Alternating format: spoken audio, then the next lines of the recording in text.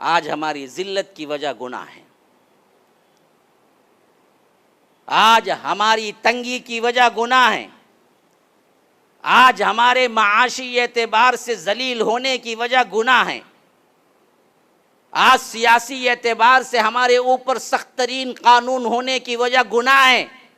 یاد رکھو، گناہ ایک ایسی چیز ہے جس کے عوض رب العالمین نے کبھی دنیا میں رہنے والوں کو نہیں چھوڑا، کیونکہ ان کی بربادی آخر رب العالمین کے عذاب سے ہوئی۔ اسی لیے فرمایا سورہ عنکبوت سورہ نمبر 29 آیت نمبر 40 اٹھا کے دیکھ لو، فَكُلًّا أَخَذْنَا بِذَنبِهِ، یہ اصول ہے رب کا۔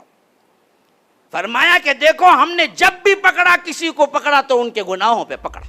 جیسے لوط کی قوم پر ہم جنس پرستی کی وجہ سے اللہ نے جہنم سے پتھر گرا دیے، ویسے ہی ہمارے آج کے نوجوانوں میں یہ بڑھتی ہوئی فحاشی و عریانی، اس پر اللہ جہنم سے پتھر گرا دیتا۔ جیسے سود خوری اور ناپ تول میں کمی کی وجہ سے حضرت شعیب کی قوم کو ایک ہی دھاڑ نے لا کے پکڑ لیا اور انہیں ایسے پھینک دیا گویا کہ وہ تھے ہی نہیں، ویسے ہی آج کی بددیانتی تجارتی طور پر کرنے والی جو قوم ہے ان کے اوپر یہ عذاب آ چکا ہوتا۔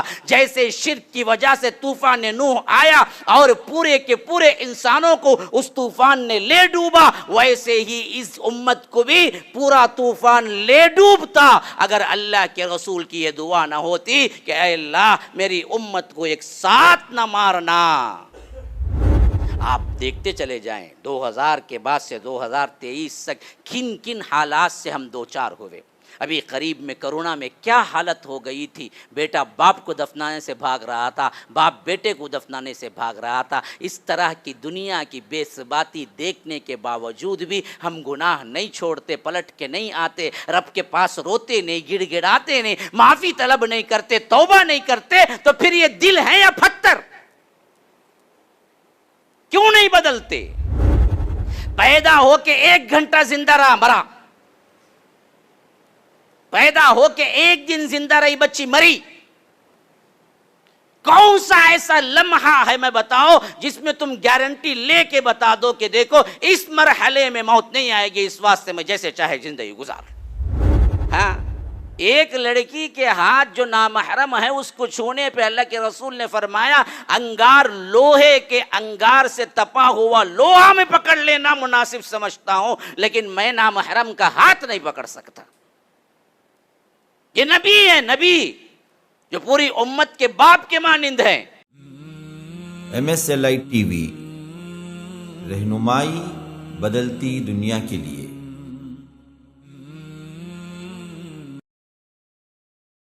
السلام علیکم ورحمۃ اللہ وبرکاتہ۔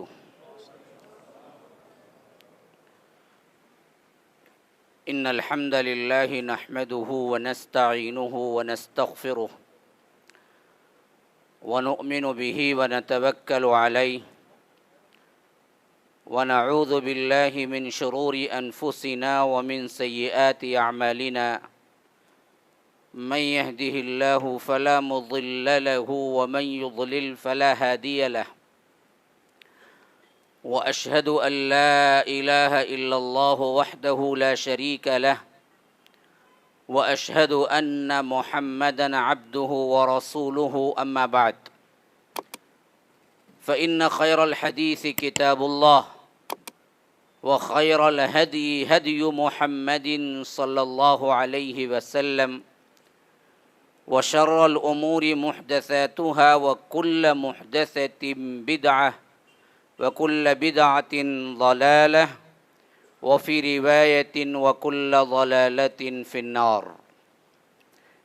فأعوذ بالله السميع العليم من الشيطان الرجيم من همزه ونفثه ونفخه، بسم الله الرحمن الرحيم، الحاقة ما الحاقة، وما أدراك ما الحاقة، كذبت ثمود وعاد بالقارعة، فأما ثمود فأهلكوا بالطاغية، وأما عاد فأهلكوا بريح صرصر آتية، سخرها عليهم 7 ليال و8 أيام حسوما، فترى القوم فيها صرعى كأنهم أعجاز نخل خاوية فهل ترى لهم من باقية وجاء فرعون ومن قبله والمؤتفكات بالخاطئة فعصوا رسول ربهم فأخذهم أخذة رابية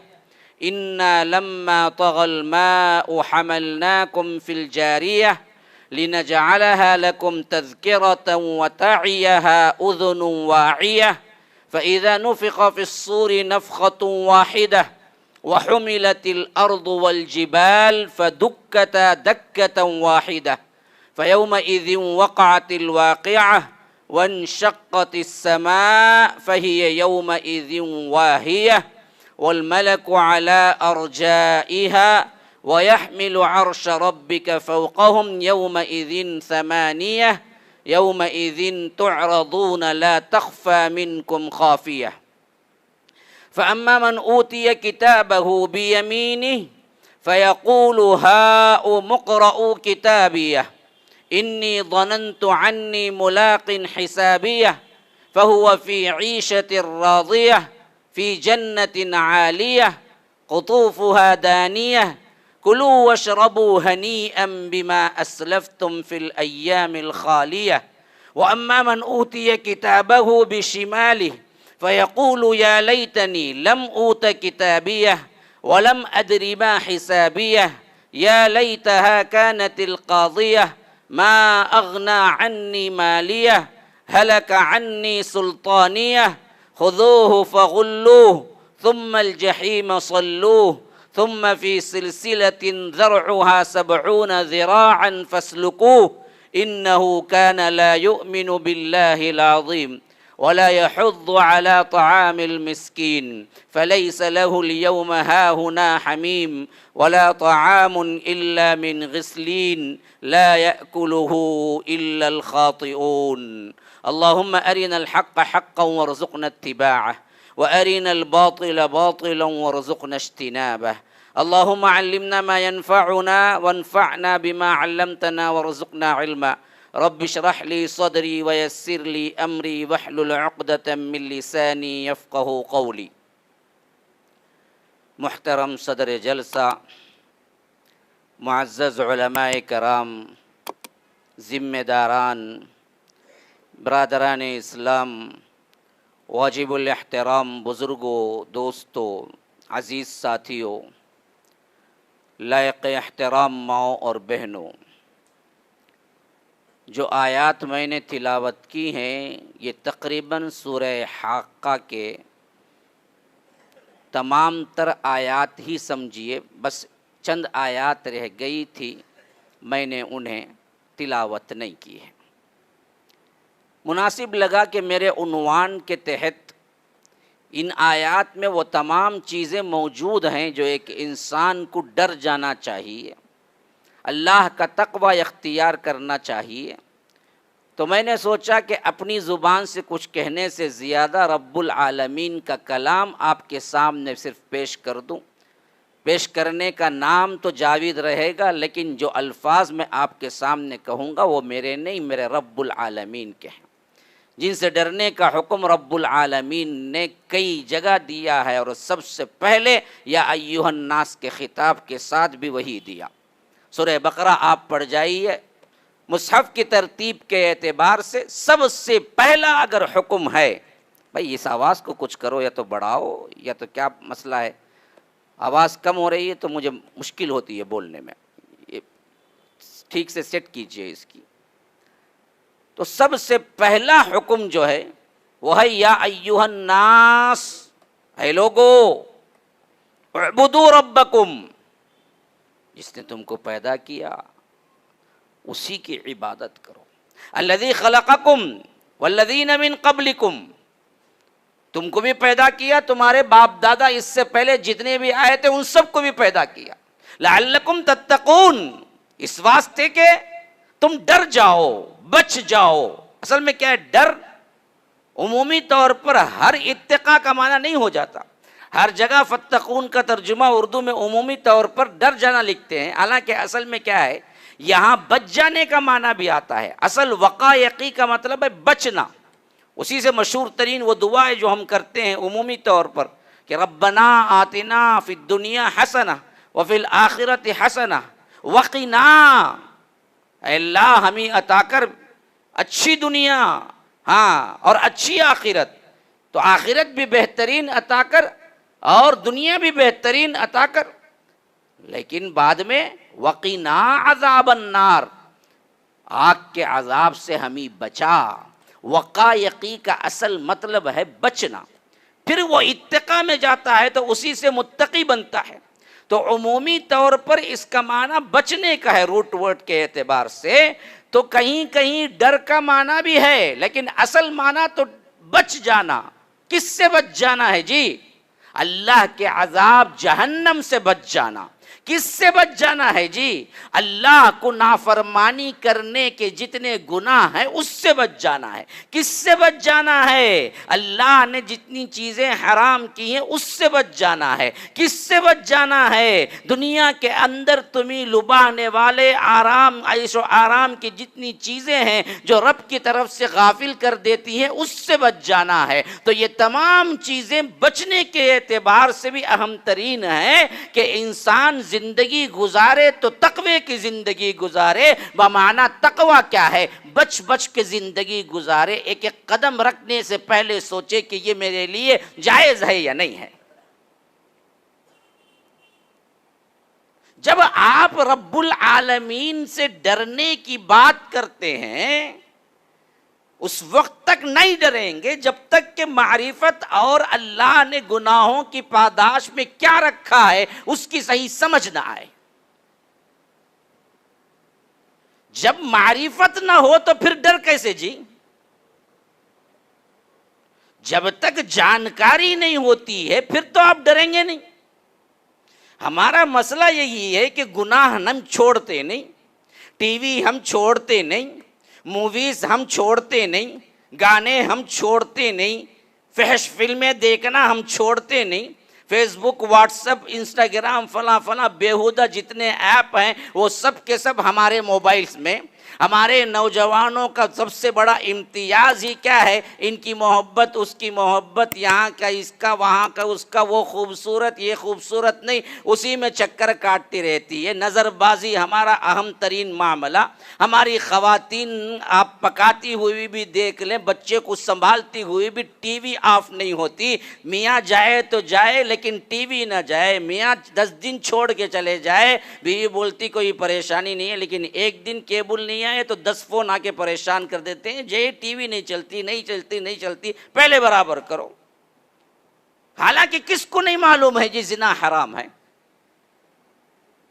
کس کو نہیں معلوم ہے لڑکی سے نامحرم بات کرنا حرام ہے؟ کس کو نہیں معلوم شراب حرام ہے؟ کس کو نہیں معلوم سگریٹ حرام ہے؟ کس کو نہیں معلوم نشاور چیز گٹکا ہو فلاں جو بھی بنا لیے ہیں. اب دراصل فیشن بنتا جا رہا ہے یہ سب. پہلے کیا ہے ایک عادتاً کھاتے تھے، اب دراصل ہمارے نوجوانوں کا فیشن ہے. کوئی بھی اسے خراب عادت نہیں تو بڈھی روح ہے جی اس کے اندر. کیا بھی کھاتا نہیں پیتا نہیں، بڈھی روح کہتے ہیں انہیں. ہاں ہمیں تو جوان بولے تو کہتے بھی کھانا پینا، سگریٹ پینا، ہاں 4 گالیاں دینا، انہیں جوان ہے. انہیں اس طرح ایک ٹرینڈ بن چکا ہے ہمارا. کئی ایسے گناہ ہیں جن کو ہم اچھی طرح جانتے ہیں گناہ ہے، نہیں چھوڑتے نہیں. کئی ہمارے اپنے بچے، اللہ نے کچھ کیا ہے اہمیت دے دی، لوگوں میں ایک مقبولیت دے دی، ورنہ تو ہم سیاکار گنہگار. لیکن اپنے بچے فون کر کے بھی کئی پوچھتے ہیں کہ مول صاحب میں تو کیا ہے برائی میں پڑ چکا ہوں، کیسے نکلوں؟ اکیلے میں رات گزارتا ہوں تو کیا ہے گندی فلموں کے ساتھ رات گزارنا عادی ہو چکا ہوں میں، چاہ کے بھی نہیں ہو رہا ہے مجھے روکنے کے لیے. کیا کریں گے؟ ہاں چاہ کے بھی نہیں. کسی کی عاشقی میں پڑھ کے جو برباد ہو رہے ہیں آج کل کے بچے، ان میں کیا ہمارے نہیں ہیں؟ کیا ہمارے بھی ہیں. ان کو نہیں معلوم اللہ تبارک و تعالیٰ پکڑے گا، سزا دے گا. ہاں ایک لڑکی کے ہاتھ جو نامحرم ہے اس کو چھونے پہ اللہ کے رسول نے فرمایا انگار لوہے کے انگار سے تپا ہوا لوہا میں پکڑ لینا مناسب سمجھتا ہوں، لیکن میں نامحرم کا ہاتھ نہیں پکڑ سکتا. یہ نبی ہے، نبی جو پوری امت کے باپ کے مانند ہیں۔ اما عائشہ روایت کرتی ہیں کہ کبھی اللہ کے رسول صلی اللہ علیہ وسلم نے کسی نامحرم سے مصافحہ نہیں کیا، بیعت نہیں کی۔ عورتوں سے جب بیعت ہوتی تھی زبانی لیتے تھے، مردوں سے لیتے تھے تو ہاتھ سے لیتے تھے۔ ہاں، ایسا پاکیزہ معاشرہ تیار کیا کہ پورے معاشرے میں ڈھونڈتے جاؤ ایک زانی نہیں ملے گا نا جی۔ وہ بھی تو یہی کتاب و سنت کو پڑھتے تھے نا۔ آج کوٹوں میں جو درج ہوتے ہیں یہ تو الگ ہی چیز ہے، یہ تو باہر آتے ہیں جو ہزاروں کے کیسز درج ہوتے ہیں زنا بالجبر کے، لیکن کئی ایسے ہیں جو جا کے درج ہی نہیں کرتے اس واسطے کہ کہاں ہماری بیٹی کی عزت، یا آ کر بیٹے کا معاملہ دبا کے رکھ دیتے ہیں۔ اگر وہ سب کچھ ملا لیں تو میں ابھی پڑھ رہا تھا منٹ میں 6 زنا ہوتے ہیں کائنات کے اندر، منٹ میں۔ ہاں، عدالتوں کا اگر دروازہ آپ کھٹکھٹائیں گے تو اندازہ نہیں کریں گے اتنے کیسز پڑے ہوئے ہوں گے۔ یہی کتاب و سنت کو ماننے والا معاشرہ جب اللہ کے رسول صلی اللہ علیہ وسلم نے بنایا، ایسا تھا کہ پورے معاشرے میں کوئی ایک بندہ بھی نہیں، ادنا سے بندہ بھی نہیں، اگر کسی سے ہو گیا، دنیا کے اندر آج تک ایسا مجرم آپ کو نہیں ملے گا جو خود اپنا جرم قبول کر کے قاضی کے پاس آ کے بیٹھ جائے کہ مجھے سزا دو، جاؤ جاؤ کھنگالو، آپ تاریخ کے ورق گردانی کرو۔ آج کا نہیں، آج سے پہلے کے تمام ادوار تہذیبوں کا مطالعہ کر لو، مجھے ایسا ایک واقعہ بنا کے لاؤ، بتاؤ جو حضرت ماعز اسلمی نے کیا، ان سے زنا ہو گیا تھا۔ ہاں، پورا معاشرہ ایک زنا، پورا احادیث کی آپ پورا مطالعہ کر لیں، ایک عورت ملے گی، ایک مرد ملیں گے، بس پورے معاشرے میں ایک ایک۔ اور وہ آ کے کہے تو اللہ کے رسول صلی اللہ علیہ وسلم نے کہا کہ نہ، شاید تم نے صرف کیا ہوگا، بوسہ دیا ہوگا۔ انہوں نے کہا کہ نہیں، اللہ کے رسول میں وہی کیا جو ایک مرد عورت کرتا ہے۔ اللہ کے رسول صلی اللہ علیہ وسلم سے بچانا چاہتے تھے۔ ہاں، جب ادھر سے آئے تو اللہ کے رسول چہرہ یوں پھیر لیا، پھر ادھر سے آ کے کہا کہ اللہ کے رسول میں نے زنا کیا تو یوں پھیر لیا، پھر تیسری مرتبہ آئے تو اللہ کے رسول صلی اللہ علیہ وسلم نے کہا کہ نہیں جی، شاید تم نے کیا کیا ہوگا، بوسہ دیا ہوگا۔ انہوں نے کہا کہ نہیں، میں نے وہی کیا جو ایک عورت کے ساتھ کیا جاتا ہے، مجھ پر حد جاری کیجئے، اسے سنسار کیجئے۔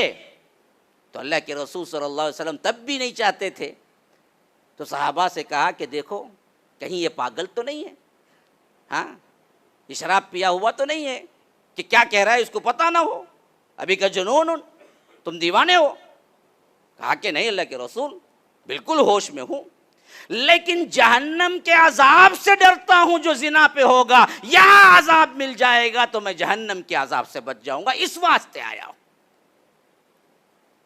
غلطی ہوئی، اللہ نے چھپا دیا، پھر بھی ایمان کا درجہ دیکھو کتنا ہے کہ اللہ کے رسول صلی اللہ علیہ وسلم کے پاس آ کے اقرار کر رہے ہیں اور اللہ کے رسول صلی اللہ علیہ وسلم انکار کر رہے ہیں، لیکن یہ جانے پہ مصر نہیں ہے، کہہ رہے ہیں کہ اللہ کے رسول آپ مجھ پہ حد جاری کیجئے۔ اللہ کا ڈر وہ لمحہ ایسا تھا کہ میں شیطان کے پنجے میں آ گیا، ورنہ تو اتنا ڈر ہے مجھے اب بھی کہ آج یہاں حد جاری ہو جائے گی تو کل جہنم سے آگ سے بچ جائیں گا، لیکن اگر آج آپ مجھے حد جاری نہ کریں تو کل میں جہنم کے آگ کا مزہ چکوں گا۔ یہاں تک کہ جب 4 مرتبہ انہوں نے اقرار کیا تب جا کے اللہ کے رسول صلی اللہ علیہ وسلم نے کہا کہ لے جا کے سنسار کرو۔ یہ ایک واقعہ مرد کا، ایک واقعہ عورت کا ہے۔ ہاں، جن سے ہو گیا یہ معاملہ، وہ عورت آئی، کہا کہ اللہ کے رسول مجھ سے زنا ہو گیا، اسی کی وجہ سے پیٹ میں کیا ہے، حمل بھی ٹھہر گیا۔ اللہ کے رسول نے کہا جاؤ، میں حمل والی کو کیا نہیں کرتا، سنسار نہیں کرتا، جب بچہ پیدا ہو جائے تب آنا، ٹال دیا، بھیج دیا گھر کو۔ پھر بچہ پیدا ہو گیا، پھر بچے کو انگلی پکڑے لے آئی، گود میں اٹھائے لے آئی، کہا کہ اللہ کے رسول بچہ بھی ہو گیا، اب تو کیا ہے، مجھے سزا دے دیجیے، سنسار کر دے۔ اللہ کے رسول نے کہا چھوٹے بچے کو اگر آپ چلی جائیں تو دودھ کون پلائے گا، جاؤ جا کے دودھ پلاؤ، اس دن تک دودھ پلاؤ، جب بچہ روٹی کھانے لگے تو تب آنا۔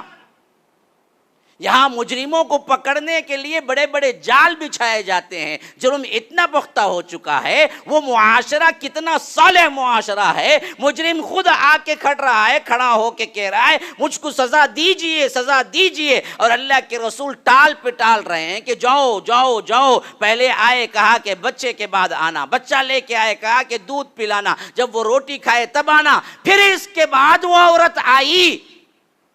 تو اس حال میں کہ بچہ اپنے ہاتھ میں روٹی پکڑ کے کھا رہا تھا اور یہ ساتھ میں آ رہی تھی, کہا کہ اللہ کے رسول اللہ کی قسم اب نہ ٹالنا. یا رب قربان جاؤ, کیا معاشرہ ہے, کیا دینداری ہے, کیا اللہ کا ڈر ہے. ایک عورت اپنا جان پیش کرنا چاہتی ہے خود اپنے جرم کے پاداش میں, اور اللہ کے رسول ٹال رہے ہیں تو ریکویسٹ کر رہی ہے اللہ کے رسول مجھے اب واپس نہ لانا. آپ نے کہا کہ بچہ ہے, بھیج دیا. آپ نے کہا کہ دودھ پیتا ہے, بھیج دیا. لیکن آپ اپنی آنکھوں سے دیکھو کہ ابھی یہ بچہ روٹی بھی کھا رہا ہے. اب مجھے واپس نہ بھیجیے, مجھے سنسار کر دیجئے تاکہ میں یہاں عذاب تو پالوں لیکن جہنم کا عذاب سے بچ جاؤں. انہیں پتا تھا نا جی جہنم کیا ہے, رب کا عذاب کیا ہے, تبھی تو یہ چیز رونما ہوئی. اللہ کے رسول صلی اللہ علیہ وسلم نے تب فرمایا کہ جاؤ اس کو سنسار کر دو. اور سنسار کیسے کیا جاتا تھا؟ ایک بڑی اجتماعی کیفیت ہوتی تھی. ایک بہت سے مسلمانوں کا ایک گروہ ہونا چاہیے تھا جو آ سکتے ہیں, ان کے سامنے ہوتا تھا اور کمر تک ان کو دھسا دیا جاتا تھا. پھر اوپر میں کپڑے سے کیا ہے کس کے باندھ دیا جاتا تاکہ ادھر ادھر نہ ہو اور حجاب کھل نہ جائے. پھر پتھر مار مار کے ہلاک ہوتا. یہ ہے زانی کی سزا جو شادی شدہ ہے. جس شادی شدہ نہیں ہے اس کے لیے کیا ہے 100 کوڑے ہیں. الزانیۃ والزانی فاجلدوا کل واحد منہما 100 جلدہ. یہ ایک آدمی کو اگر ایسے ہو جائے نا ہمارے معاشرے سے زنا مٹ جائے گا. خیر شریعت کا مسئلہ کچھ اور ہے. میں اپنے ٹاپک سے کیا ہے نکل جاؤں گا, پہلے ہی وقت کم ہے. میں سوچتا ہوں کہ کچھ باتیں وہ دے جاؤں جو ذہنوں میں اچھی طرح بیٹھ جائیں. تو اس میں جب پتھر مار کے ہلاک کر رہے تھے, ایک چھینٹا جو کہ کیا ہے خون کا دھبا اڑا, تو بعض روایتیں حضرت خالد ابن الولید کے شرٹ پر ان کے قمیص پہ بھی پڑ گیا یا کوئی دوسرے صحابی تھے جن پہ, تو انہوں نے ایک طرح کیا اپنے اوپر کراہت کا اظہار کیا کہ ایک زانی کے خون کا دھبا.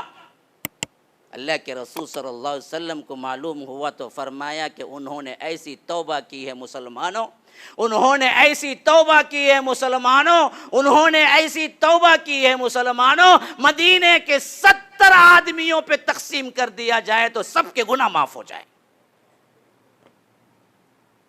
یہ تو اللہ کے ڈر کی وجہ سے اپنی جان دے دی. کل اللہ کا عذاب نہ ہو, ورنہ تو انہیں کوئی پوچھنے والا نہیں تھا, دیکھنے والا نہیں تھا. جرم ہوتے وقت کوئی ایویڈنس نہیں تھا. یہ تو اللہ کا ڈر تھا. انہیں کامل یقین تھا کہ یہاں حساب نہیں ہوگا تو وہاں ہوگا.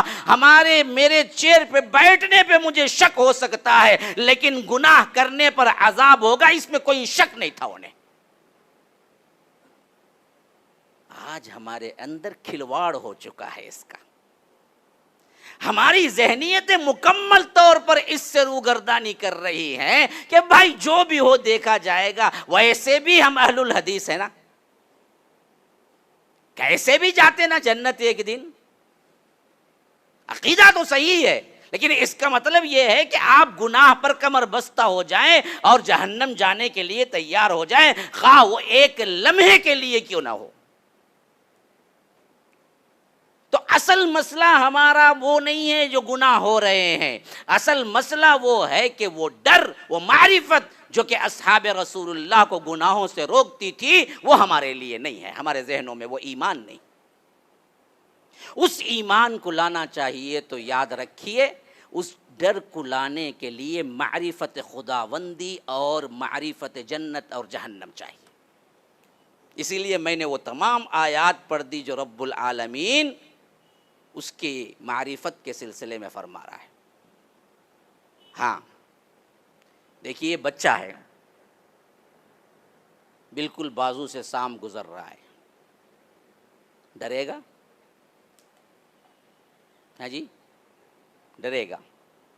ہمارے بچپن میں تو ہم سنتے تھے کہ پڑوسی کے ایک گھر میں ایک مرتبہ گلاس میں پیالے میں دودھ تھا اور سام بازو میں آ کے بیٹھ گیا تھا. پتہ نہیں صحیح ہوا غلط، بعد میں میرے پاس آ کے نلی پکڑ لینا، نہیں بولو مولوی صاحب وہاں یہ دو کر حوالہ دو، بولو حوالہ یہ والا نہیں، بات سمجھانے کے لیے بول رہا ہوں. ہاں تو انہیں کیا کیا، انہیں چھوٹا بچہ سام بیٹھ گیا بازو آ کے ایسا، اسے کیا معلوم سام پہ، بچہ کیا کر رہا ہے، سام کی منڈی پکڑا اور دودھ میں ڈبا رہا ہے، چوس رہا ہے لالی پاپ کے سر کا. تو معلوم نہیں نا اسے سانپ ہے کہ معرفت ہوتی نا ڈر ہے نا جی، اسے پتہ ہی نہیں نا. وہی آپ کے پاس سانپ صرف نظر بھی آ جائے کئی کلومیٹر سے، ایسا اوپر گر کے بھاگیں گے کہ بھاگتے بھاگتے اس کے اوپر ہی گر جائیں گے. افراتفری ایسے مچائی، خالی میں اب بیٹھے نا مسکرا لے کو اچھا آرام سے. اے سام جی کا تو کہاں کون جاتا معلوم نہیں. کیوں جی، کیوں انہیں نہیں ڈرا، کیوں آپ ڈرے؟ معرفت سام کی، سام کے بارے میں آپ کو جانکاری ہے، کیا کرتا انہیں، کیسا کاٹتا انہیں، کاٹا ہوا کیسا مرتا، پوری باڈی نیلی ہو جاتی، زہر ایسے پھیلتا کہ کوئی دوائی کام نہیں کرتی. یہ تمام چیزیں معلوم ہیں آپ کو. جب معرفت ہے تو ڈر پیدا ہوا، معرفت نہیں ہوگی تو پھر ڈر نہیں پیدا ہوگا. وہی حال آج ہمارے میں اعتبار سے گناہوں کے اندر بڑو طریقہ ہے کہ ہمیں پتہ ہی نہیں ہے کہ ہے کیا یہ چیز.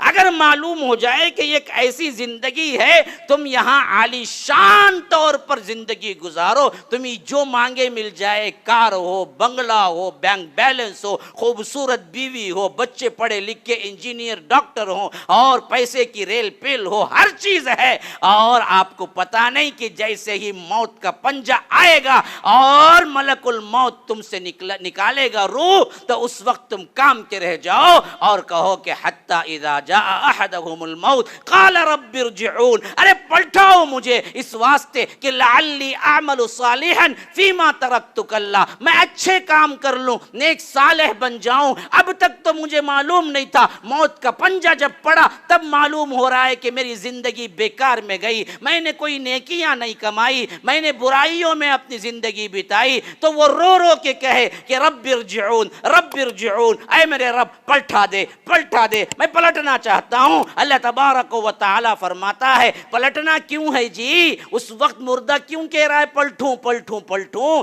اس وقت منہ میں موت کے منہ میں جانے والا کیوں کہہ رہا ہے پلٹوں پلٹوں؟ اس واسطے کہہ رہا ہے کہ لعلی اعمل صالحا، اچھے عمل کر دو. میں پوچھتا ہوں آج تمہارے لیے وہ زندگی موجود ہے اچھے عمل کرنے کی؟ کر لو، برائی سے رکنے کی، رک جاؤ، اللہ سے ڈرنے کی، ڈر جاؤ، برائی چھوڑنے کی، چھوڑ جاؤ. کل روئیں گے، گڑ گڑائیں گے ملک الموت جب آ جائے گا. جب یہاں آنکھیں بند ہوں گی وہاں کی کھل جائیں گی.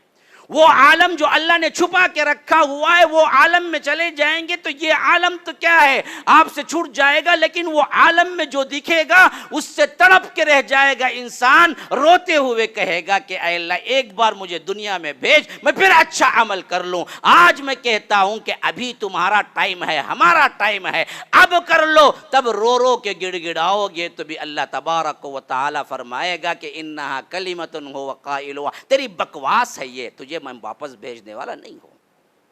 وَمِن وَرَائِهِمْ بَرْزَخٌ إِلَى يَوْمِ يُبْعَثُونَ، اب تو پڑا رہے گا قیامت تک کے لیے برزخ کے اندر. ہاں، منو مٹی کے اندر اب تو پڑا رہے گا.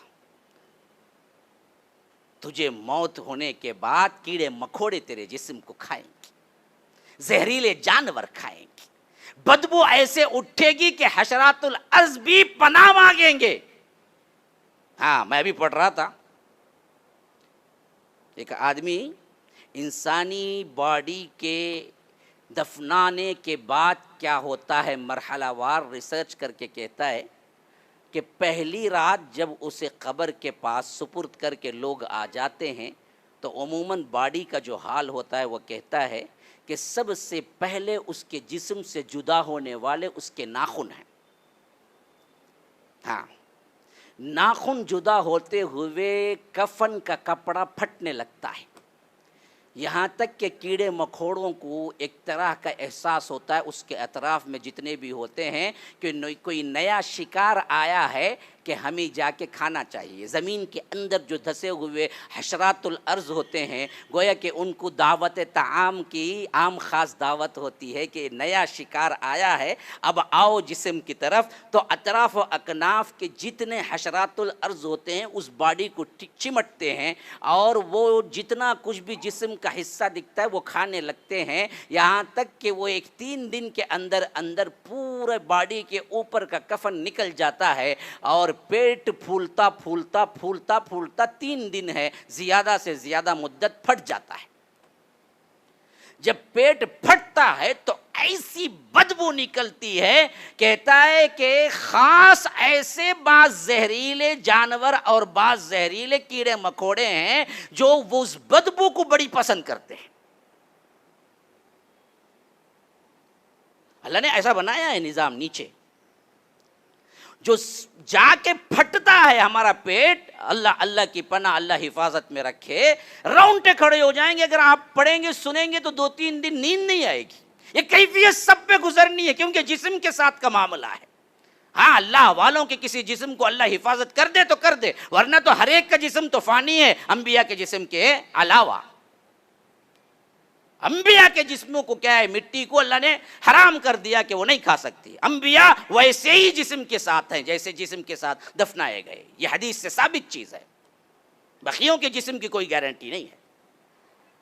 हाँ, तो वो जो फटती है ना, जो कुछ भी वो पेट फट के वो बदबू जो निकलती है ना, खतरनाक किस्म के जहरीले जानवर, जहरीले कीड़े मकोड़ों तक वो बास पहुंचती है, बदबू जो वो पसंद करते हैं। गोया कि अब खास, पहले आम दावत थी हर कीड़े के लिए कि नया शिकार आया है, अब खास दावत है उन कीड़े मकोड़ों के लिए कि जो हशरातुल अर्ज़, जो खास जहरीले हैं, जिनके जहर से जिल्दें फट जाती हैं। हम भी कभी कभी देखते हैं कोई जहरीला एक कीड़ा खाली ऊपर से चल के जाए, ऐसी एलर्जी होती है 3 महीने एलर्जी नहीं जाती।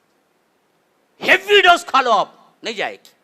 सिर्फ फसाद क्या था, काटा भी नहीं, वो उसके कीड़े की एलर्जी ऐसी है गहरी, वो क्या किया, चल के गया बस। उसके बाद आपको खुजली शुरू होगी तो आप बड़े बड़े माहिरीन जिनके जो स्किन के हैं उनको बता दें, 1000 दवाइयों से नहीं जाती, कम से कम 3 महीने उसको होना चाहिए। ऐसे ऐसे एलर्जी के केसेस हैं, खुद दुनिया में हैं। मैंने देखा हो वो पेशेंटों को, जिसका चेहरा भी तुम नहीं देख सकते, वैसी हो जाती उनकी सूरत। ये तो क्या है, ऐसे हैं जहरीले जानवर जो पूरा खा जाते हैं उसका जो अंदर का पेट का सिस्टम है, और 40 दिन नहीं गुजरते कि हड्डी हड्डी जोड़ जोड़ अलग हो जाता है। आपको मालूम है हमारे यहाँ अभी भी है, पता नहीं आपके यहाँ है, एक किताब व सुन्नत से नहीं है मसला, लेकिन हमारे यहाँ ये उसूल है कब्रिस्तान का। वो जो दफनाते हैं ना जी, उस वक्त लकड़ियाँ रखते हैं। यहाँ रखते नहीं मालूम, रखते क्या लकड़ियाँ हैं, पत्थर रखते हैं क्या? हमारे यहाँ लकड़ियाँ रखते हैं। लकड़ी रख के उसके बाद क्या है, वो जो क्या कहते हैं उसे, जो हसीर होती है वो हसीर डालते हैं। 40 दिन बाद कब्रिस्तान की कमेटी वो लकड़ियाँ निकाल लेती। नहीं निकालो भाई बोले तो 5000 रुपये एक्स्ट्रा लेती। अब उमूमी गरीब जो भी होते उन्हें क्या बोलते, निकाल लो जी तुम्हारे लकड़ियाँ, तुम्हें दूसरे मुर्दों को इस्तेमाल होंगे, बोलो निकाल लो बोलते। लेकिन उसके पीछे का राज क्या है मालूम क्या? असल राज ये है, 40 दिन बाद लकड़ियाँ की निकाल लेते हैं, वो असल में डायरेक्ट जाके मट्टी का जो बोझ है ना, वो मैयत को नहीं लगना बोल के लकड़ियाँ डाल के ऊपर हसीर डालते। 40 दिन बाद मैयत ही नहीं रहती वहाँ, पूरा गोश्त खा जाती है, लकड़ियाँ के हड्डियाँ रहते वहाँ खाली। अब लकड़ियाँ की क्या जरूरत बोल के निकाल लेते। अच्छा, अल्लाह अकबर, हम नहीं सोचते खाली खानों में, मंदी में, मुरख में, मुसल्लम में, इसमें छे तो कहाँ से ख्याल आएगा, अल्लाह का डर कहाँ से पैदा होगा, मौत का जिक्र कब करेंगे हैं, कब गुनाहों से रुकेंगे। मेरे पास एक बंदा आया, कहा कि मौल साहब ये लोग लकड़ियों के लिए पहले पैसा पूछे, میں نے کہا کہ نہیں بھائی لکڑیاں نکال لو، میں نہیں دیتا۔ اب وہی قبرستان کا آدمی مجھے فون کر کے کہتا ہے تب تو بالو ڈال لو، 2000 روپے ہوں گے۔ یہ خبر میں 40 دن کے بعد بالو ڈالنا کے اندر، بالو ہم بولتے کیا ہے، ریت کو بولتے، آپ سمجھتے نہیں سمجھ کے تو ذریعے ہماری بھی زبان چلتی نا نا، ریت جو سمندر میں ریت ہوتی نا اسے بولتے بالو بولتے ہیں۔ بالو کے 2-3 موٹے ڈالنا ہے بول کے بولتا ہے، شریعت میں ایسا کچھ ہے کیا؟ مجھے پوچھے، میں بھی تعجب، وہ کیوں بھائی بولتا انہیں پتہ نہیں، بولتا ہے 2000 روپے میں کام فنش ہو جائیں گا، بالو ڈال دو۔ میں بعد میں بولا کہ مجھے تو شریعت میں تو اس کا مسئلہ کچھ ہے نہیں، پتہ نہیں کمیٹی کی طرف سے کوئی چیز وہ لوگ مقرر کیے ہیں تو مقرر کیے ہوں گے، بہرکیف اگر آپ چاہیں تو ڈالیں چاہیں تو چھوڑیں، یہ کہہ کے۔ لیکن میں مسئلے کی تحقیق میں تھا کہ آخر یہ سسٹم کیوں ہے کہ لکڑیاں نکالنے کے بعد بالو ڈال کے بھرتے ہیں قبر کو، اس کے لیے 2000۔ تو میں بعد میں معلوم ہوا اصل مسئلہ کیا ہے، جب وہ لکڑیاں نکال لی جاتی ہیں اور نیچے جو بچا کچا ہڈیوں کا ڈھانچہ اور 2-3 کیا ہے گوشت کے ٹکڑے انسان کے جو رہ جاتے ہیں نا جی، اگر وہ بالو نہ ڈالیں تو وہ پھوکھل ہوتا ہے، اور گلی کے اوپر چلنے والے کتے بلی میت کو سامنے کھاتے ہیں، جو وہاں کے لوگ برداشت نہیں کرتے۔ اس واسطے وہ اصول بنائے کہ بھائی اگر ہم مٹی ڈال دیں، بالو ڈال کے دفن کر دیں، کم از کم زمین کے اوپر چلنے والے کتے بلی تو کیا نہیں کریں گے، ہمارے رشتہ داروں کو نہ کھائیں گے نا، اس واسطے ہم بناتے ہیں۔ یہ ہے ہمارے جسم کی حالت، اس پہ فخر۔ میں کیا جی، میں نے تو کیا ہوں گا جی، ہاں میرا کون بگاڑ سکتا جی؟ ارے بیوقوف، مٹی میں ملنے والا یہ جسم جس پہ اسے فخر ہے، کبھی غور کیا ہی نہیں کہ ایک دن مر کے رہنا ہے تو مضبوط ترین قلعے کے اندر کیوں نہ بیٹھ جائے۔ اللہ تبارک و تعالی فرماتا ہے سورہ نساء میں، اینما تکونوا یدرککم الموت ولو کنتم فی بروج مشیدہ، موت آ کر رہے گی تمہیں، خواہ تم کیا کرو، مضبوط ترین قلعوں کے اندر بیٹھ جاؤ۔ موت تو آنی ہے، اور دروازہ کھٹکھٹا کے نہیں آتی جی، پوچھ کے نہیں آتی کہ اب تمہیں کیا ہے، بڈھے ہو گئے، اب رہنے کا کیا ہے مزاج نہیں ہے، آ جاؤں۔ این دلہا کے اسٹیج سے بھی دلہا کو اٹھا کے لے جاتی ہے، این دلہن کی واپسی کے وقت کار میں ہی ایکسیڈنٹ ہو کے دلہا، دلہن، اس کے سسرے، اس کے ماں باپ سب مر جاتے ہیں۔ آپ نیوز نہیں سنتے؟ کون سا ایسا وقت ہے جس میں تم کو گارنٹی ملی کہ دیکھو اس وقت تمہیں موت نہیں آئے گی؟ بتاؤ۔ ماں کے پیٹ میں رہنے والا جنین مر جاتا ہے نا جی، 6 ماہ کا حمل گر گیا، مر گیا، 9 ماہ کا حمل، پیدا ہونے میں 1 دن ہے، 1 دن، میں نے سنا 1 دن ہے، کل پیدا ہونے کی ڈیٹ تھی، بچہ معلوم ہوا آج مرا، کیا کریں گے جی؟ کس کے پاس ہے پاور؟ پیدا ہو کے 1 گھنٹہ زندہ رہا، مرا، پیدا ہو کے 1 دن زندہ رہی بچی، مری۔ کون سا ایسا لمحہ ہے میں بتاؤ جس میں تم گارنٹی لے کے بتا دو کہ دیکھو اس مرحلے میں موت نہیں آئے گی، اس واسطے میں جیسے چاہے زندگی گزار۔ سوچو تو صحیح میرے بھائیو کہ یہ زندگی کی تار جو ایک بہت اہم ترین کمزور سی سانس کی تار جو چل رہی ہے، وہ اتنی بے وفا اور کمزور ہے کہ کب کھڑے گی معلوم نہیں، پھر اس پہ اتنا اترانا کیوں جی؟ کیوں نہیں لوٹتے رب العالمین کی طرف؟ کیوں نہ گناہوں کی معافی مانگ لیتے؟ کیوں رو رو کے گڑ گڑا کے اللہ کو منا لیتے؟ پتہ نہیں کب روح قبض ہو جائے۔ ہاں، ایک نازک سی شے ہے تارے نفس، کب کبھی ٹوٹ جائے کیا معلوم۔ زندگی بے اعتبار ساتھی ہے، کب کبھی چھوٹ جائے کیا معلوم۔ کس کی گارنٹی ہے جس پہ تکیہ کر کے بندہ گناہ کرتا ہے، بعد میں توبہ کر لے گا؟ ابھی تو کیا ہے بچہ ہوں، ابھی تو کیا ہے نوجوان ہوں، ابھی تو میں بچی ہوں، ابھی تو کیا ہے میں نے یہ کرنا ہے۔ کس تکیے پر؟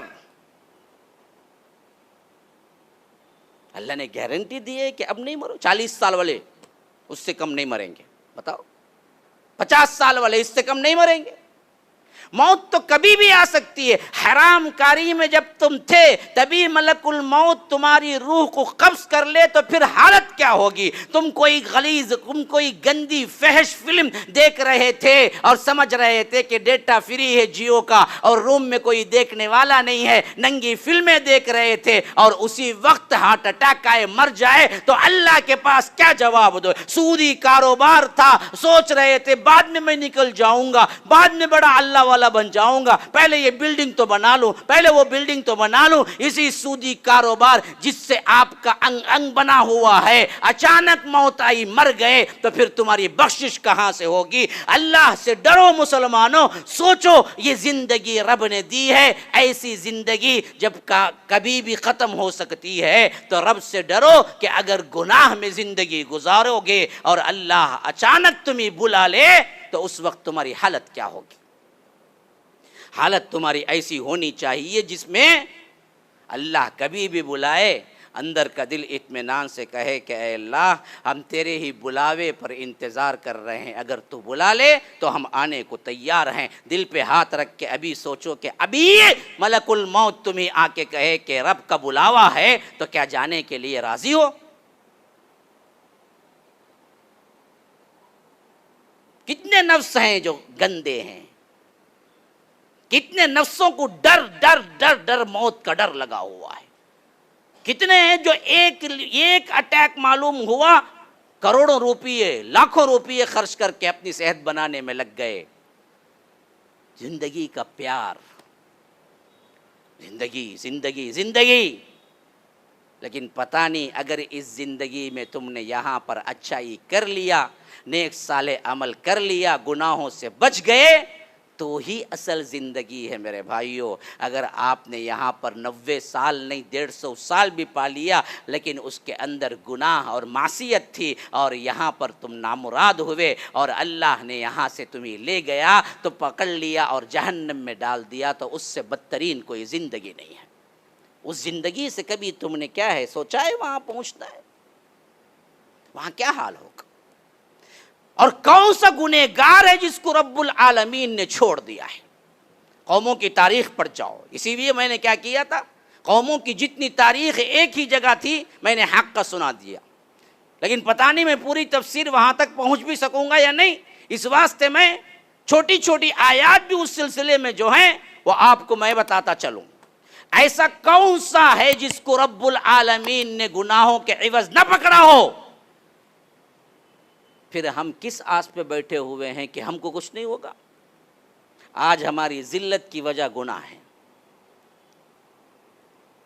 آج ہماری تنگی کی وجہ گناہ ہے، آج ہمارے معاشی اعتبار سے ذلیل ہونے کی وجہ گناہ ہے، آج سیاسی اعتبار سے ہمارے اوپر سخت ترین قانون ہونے کی وجہ گناہ ہے.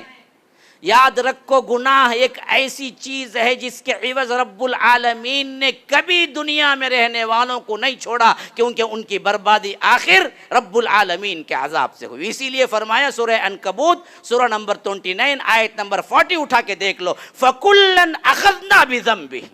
یہ اصول ہے رب کا. فرمایا کہ دیکھو ہم نے جب بھی پکڑا کسی کو پکڑا تو ان کے گناہوں پہ پکڑا.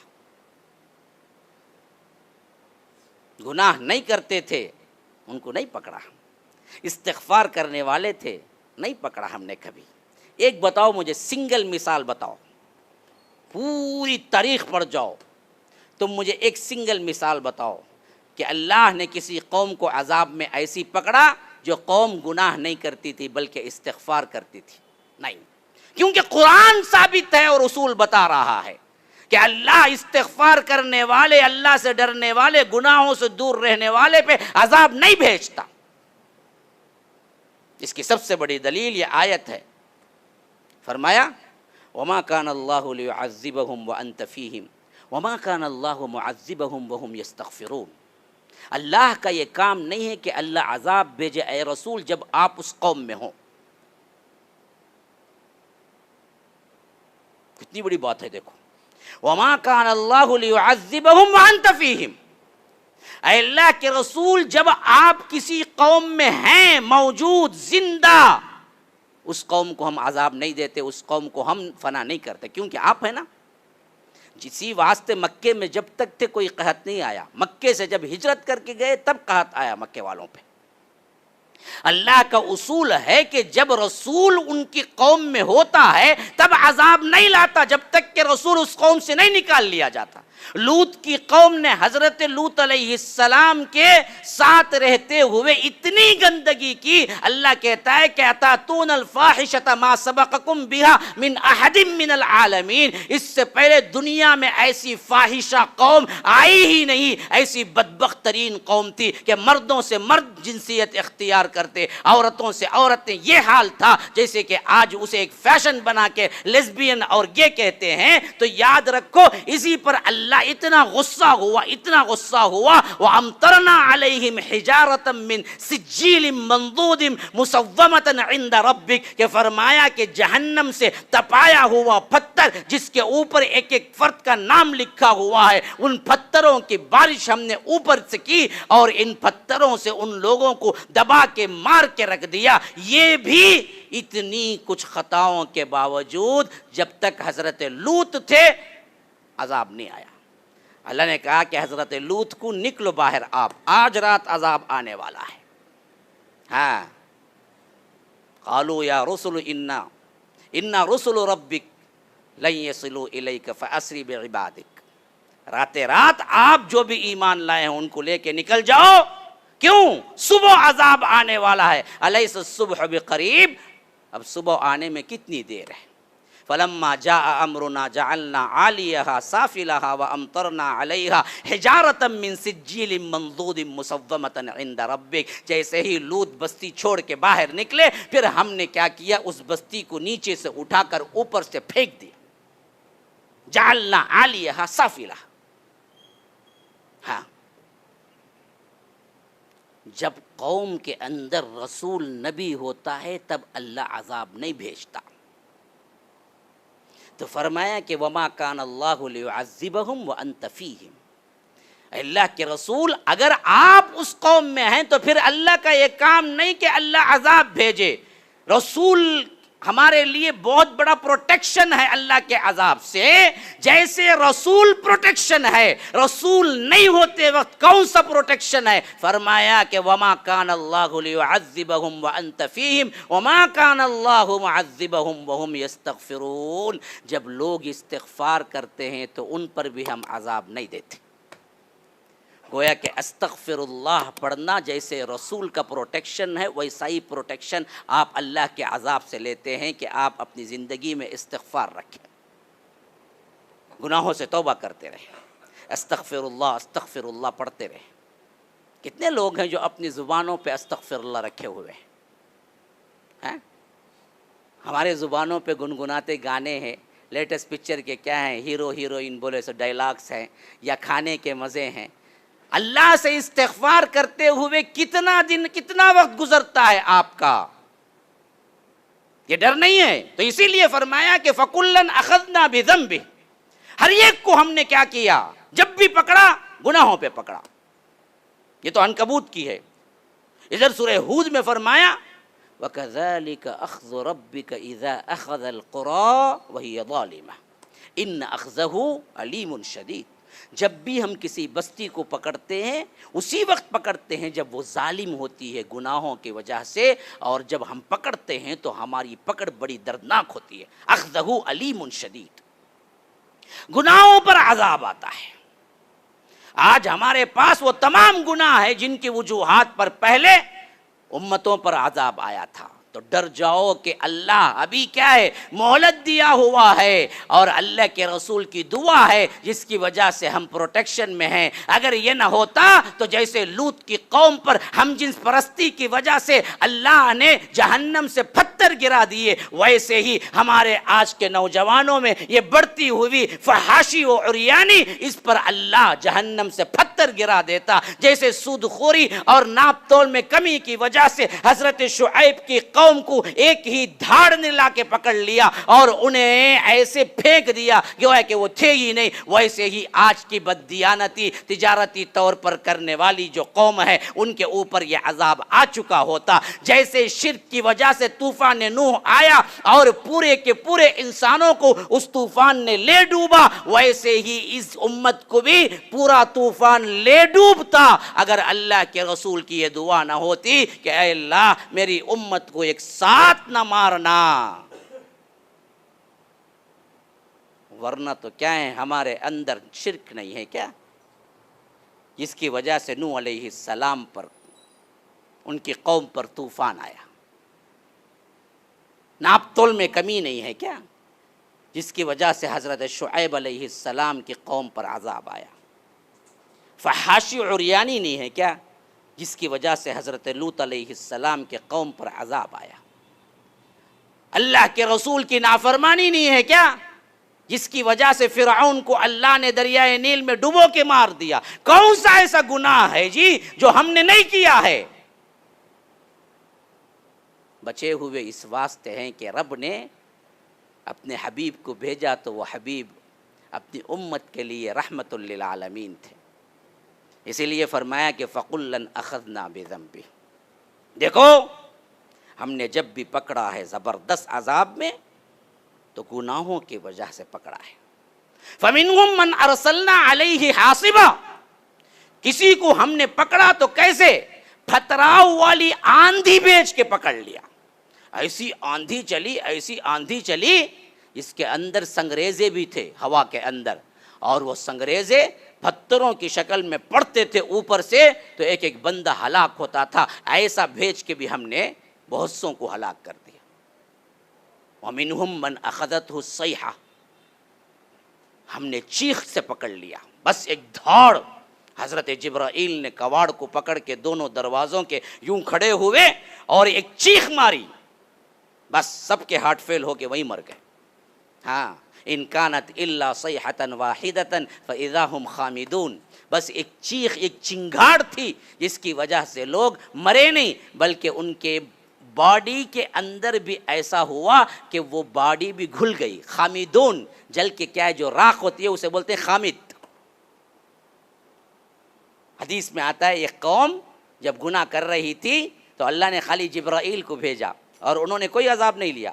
خالی ان دروازوں کو، پرانے زمانے میں تو قلعے ہوتے تھے نا جی، فصیل پوری کیا ہے آپ کو دیوار ہوتی تھی اور اس کے لیے شہر کا بڑا دروازہ ہوتا تھا. جیسے ابھی یہاں پر داخل ہو رہا تھا تو قلعہ تھا، جیسے ایک دروازہ اس کے بیچ میں ہوتا ہے، تو ویسے ہی پرانے زمانے کی بستیاں. تو کواڑ کو ایسے پکڑا دروازوں کو دو طرف اور ایک چیخ ماری. بس حضرت جبرائیل کی ایسی چیخ تھی ہارٹ اٹیک ہو کے، کیونکہ ہمارا اصل میں سننے کا اسٹیج ہے نا ایک لیول تک ہی ہے، اس لیول تک ہی آپ سن سکتے ہیں. اس لیول سے آگے بڑھ جائے تو دل پھٹ جائے گا.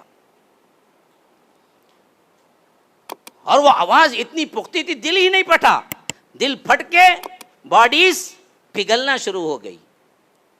ہاں فَمِنْهُمْ مَنْ أَرْسَلْنَا عَلَيْهِ حَاصِبًا وَمِنْهُمْ مَنْ أَخَذَتْهُ الصَّيْحَةُ وَمِنْهُمْ مَنْ خَسَفْنَا بِهِ الْأَرْضَ. بعضوں کو ہم نے زمین میں دھسا دیا. زلزلے راتوں رات آئے.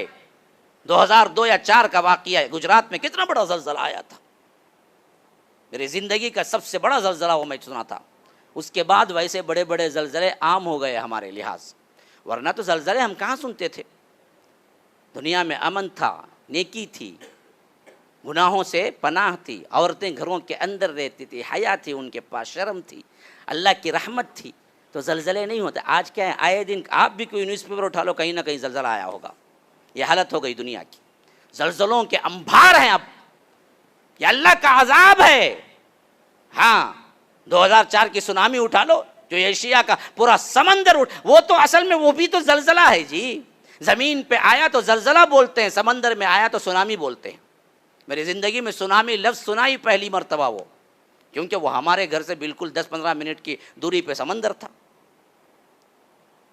وہ آ کے 10 منٹ نہیں ہوئے ہم نے اپنی آنکھوں سے دیکھا کہ 50 سے زیادہ لاشیں گورنمنٹ ہاسپٹل میں پڑی ہوئی تھی جو کھیلنے گئے تھے، کیونکہ صبح کا وقت تھا اور بچے کرکٹ کھیلنے جاتے تھے ساحل پہ.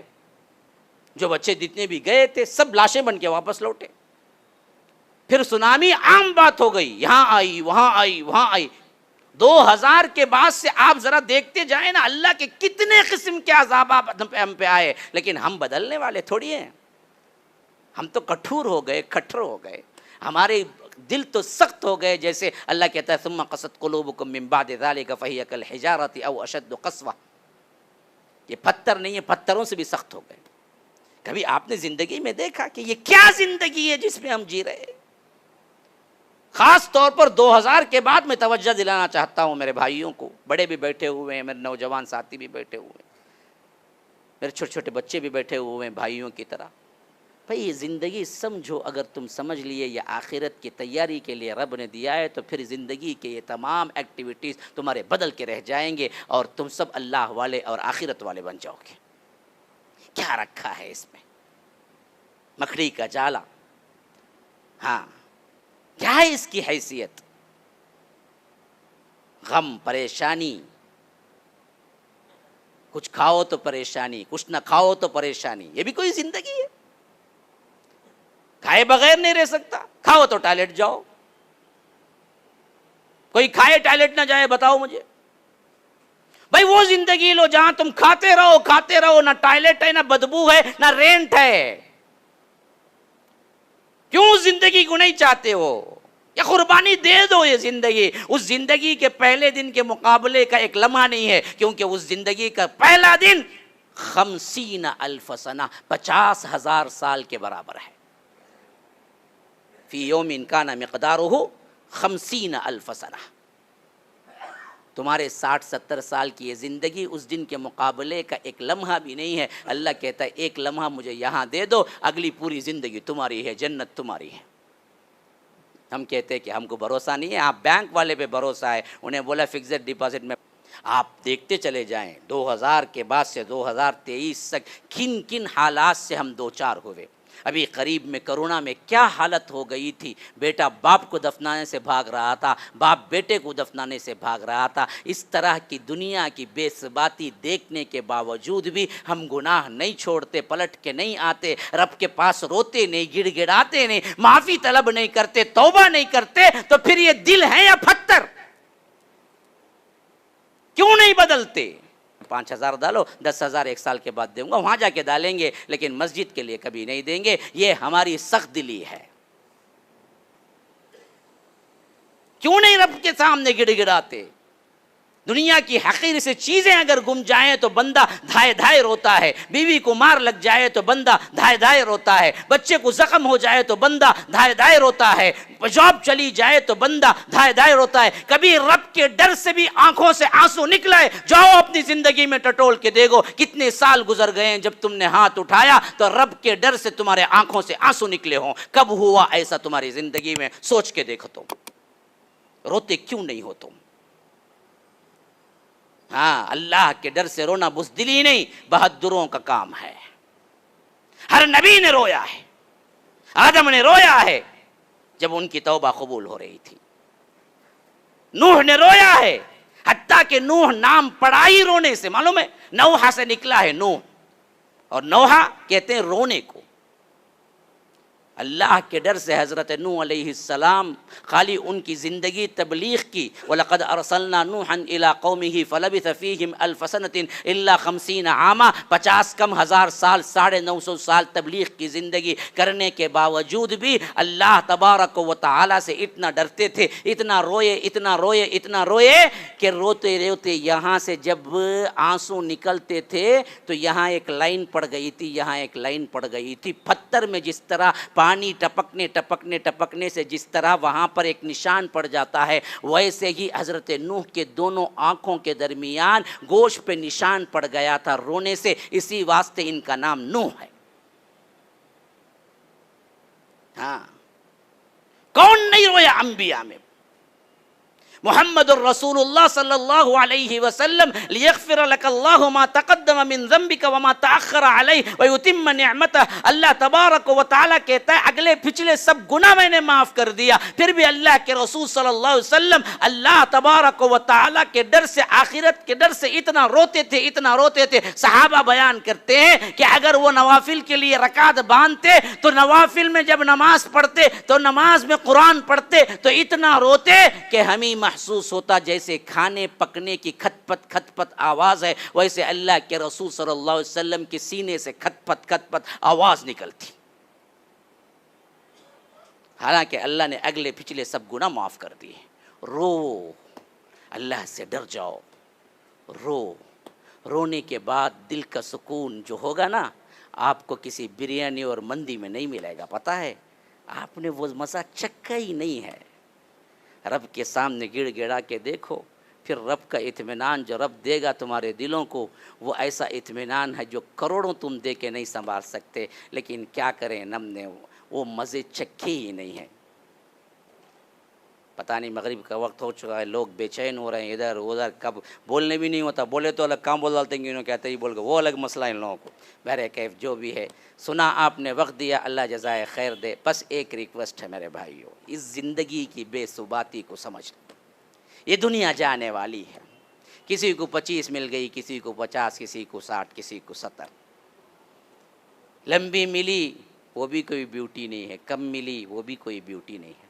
بیوٹی تو اصل ہے کہ یہاں جو ملی وہ آخرت کی تیاری میں کوئی کر لیا اور جہنم کے عذاب سے بچ گیا اور جنت چلا گیا. اصل بیوٹی تو اس میں ہے. فمن زحزح عن النار وادخل الجنت فقد فاز. یہ اصل کامیابی ہے. وما الحیات الدنیا الا متاع الغرور. ورنہ دنیا کا سامان تو سوائے دھوکے کا کچھ نہیں ہے. ھذا وباللہ التوفیق. صلی اللہ وسلم علی نبینا محمد. اسأل اللہ لی ولکم ولسائر المسلمین من کل ذنب فاستغفروه انہ هو الغفور الرحیم. السلام علیکم ورحمۃ اللہ وبرکاتہ. MSLI TV، رہنمائی بدلتی دنیا کے لیے.